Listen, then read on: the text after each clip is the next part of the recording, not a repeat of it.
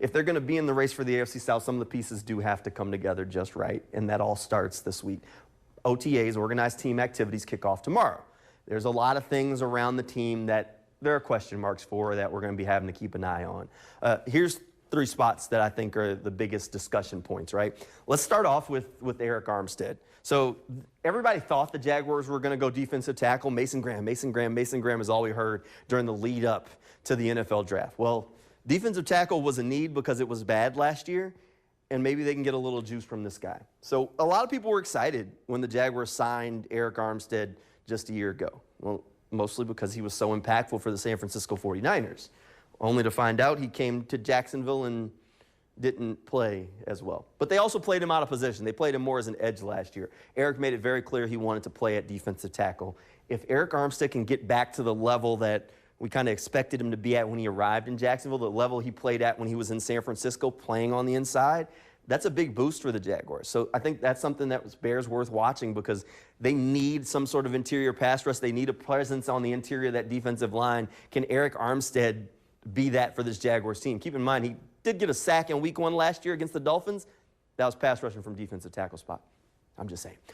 Another spot that's worth watching, they moved on from Evan Ingram this offseason, Brenton Strange. We saw it in flashes last year when Evan Ingram was injured, that Brenton Strange can be that contributor. But when you start talking about the Jaguars offense, you're going to have more answers. You need Brenton Strange to show that he's ready to step into that primetime slot at tight end and be the answer for the Jaguars for years to come. Look, he was a second-round pick. There's going to be a lot on his plate, and Evan Ingram definitely was one of the more consistent playmakers for this Jaguars offense, so that's big shoes to fill for a young guy.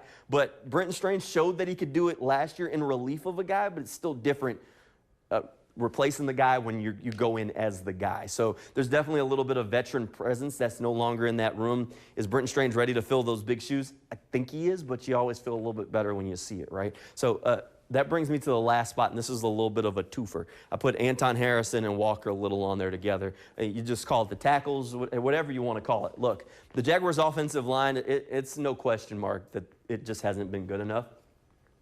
Liam Cohen and James Gladstone and company, they brought in a handful of offensive linemen in a couple of different ways. A lot of them play the interior of the offensive line, but they did sign 2 tackles in free agency. And it's no question that these guys, I mean, Anton has been up and down. Walker Little has never been just walked into a left tackle spot, and I don't expect him to this year. These guys are going to have to earn their jobs. So the question mark is, how does the coaching staff handle it since they've brought in their guys? Fred Johnson is a big body who played football for the Super Bowl champion Philadelphia Eagles. Do they want to take a look at him at tackle? They're definitely not just going to roll out the red carpet for either Anton or Walker Little to just lock down a starting spot. If they're going to get it, they're going to have to earn it, just like every other spot on this football team. Are Walker and Anton ready to do that? Look, everybody talks about it. You want to see the best Trevor? You need an offensive line that's going to give him time. They've rebuilt the interior, but the outside, those tackle spots, they didn't add a whole lot of juice unless maybe you want to play Wyatt Milam, the rookie, who we keep forecasting as a guard. He did play tackle in college now. So there's options there. That's the question mark, is how do you want to treat that offensive line spot? But these are maybe the 3 spots that I'm watching the most closely. Outside a guy named Travis Hunter. Look, everybody's keeping an eye on Travis Hunter. We want to see it. I get it. But there's a lot of question marks on this football team, and I think we'll start to get those answers tomorrow. So make sure you tuned in right here to Channel 4, as we'll have plenty of Jaguars coverage coming your way.